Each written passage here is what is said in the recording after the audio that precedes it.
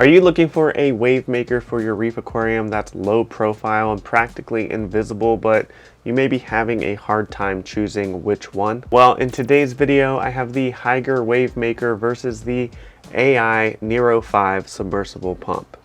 Now, I use both of these pumps in my reef aquarium, so I'm going to share my thoughts about each one and then break down some of the features to kind of help you make a decision on which one of these pumps will be best for your reef aquarium.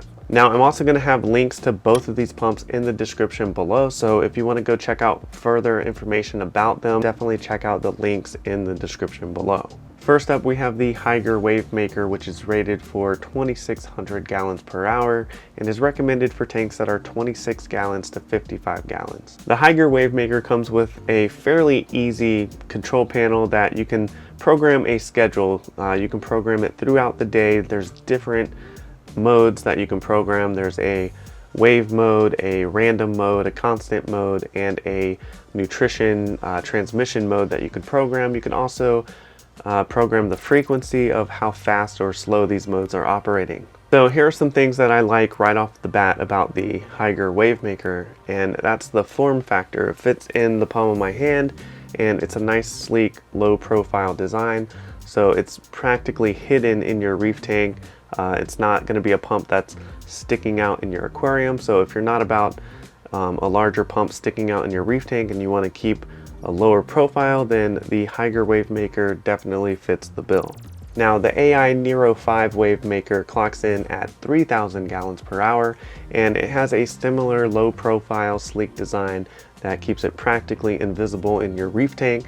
So that's a plus that both of these pumps absolutely have. The thing with the AI Nero pump is the programmability of this pump is a lot better. It's very easy to program with the My AI app, and you can program different modes. You can choose a constant, pulse, and random mode and make a schedule by easily dragging over the specific wave mode that you want. Now, when connecting the Nero pump to the app on your smartphone, it connects almost instantly. It's pretty fast, and it also comes with a single button controller that allows you to program without the need for any smart device. So having a controller and an easy to use app is definitely a leg up for the AI Nero. So majority of the time with wave makers and programmable pumps, once you set the program, you're pretty much set, you're done, that's all you need, unless your corals grow out and you have to make adjustments.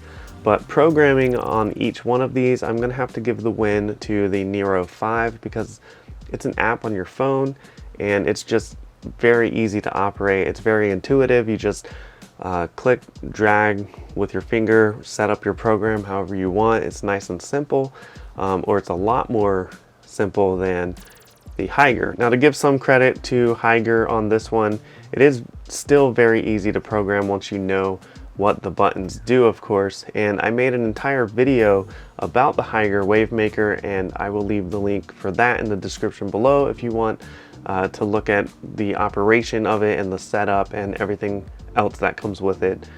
Check out that video too.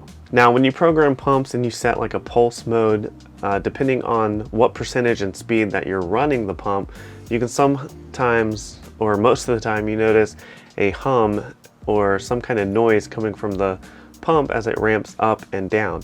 Well, the Hygger Wavemaker comes with small suction cups all the way around the pump and a rubber covering over the magnet, so that dampens the noise. And I will say the Hygger Wavemaker is extremely quiet. It's practically silent. Now, the Nero, on the other hand, you do get that ramp up and ramp down hum a little bit, but the Hygger Wavemaker is really, really quiet. Another thing that I really like about the Hygger Wavemaker is that you can angle it a little bit better. You can have a more directional flow pattern if you like.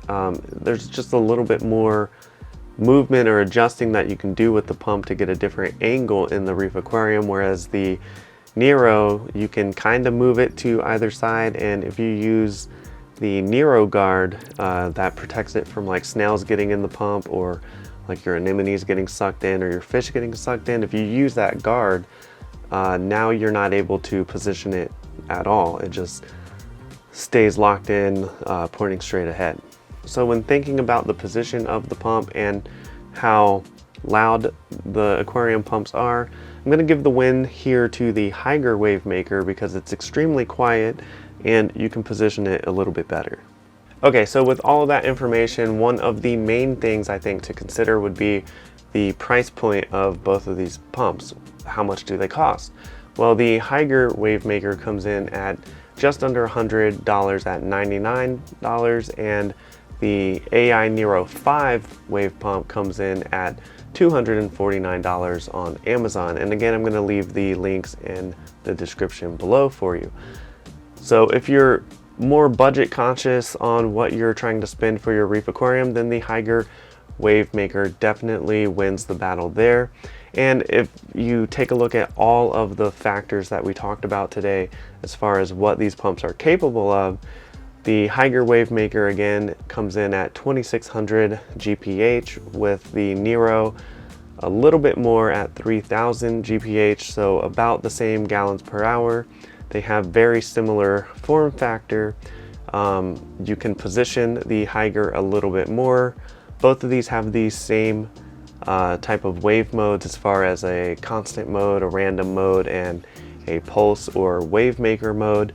One of the main differences for me is how you program them. So the Nero 5, very easy to use with the My AI app and keeping it all in the family with AI, versus a control panel with the Hygger. But again, are you really going to change these modes often once you have them scheduled, or just as needed down the road when your corals overgrow your tank or you move them to a different position in your reef aquarium? So just things to think about as you consider these two pumps. Go ahead and let me know in the comments below what pump you're thinking about getting, or what pump you're currently using in your reef aquarium. And if you've enjoyed this video, then I know you're going to like this video right here. Thank you so much for watching, liking, and subscribing, and I'll see you in the next one.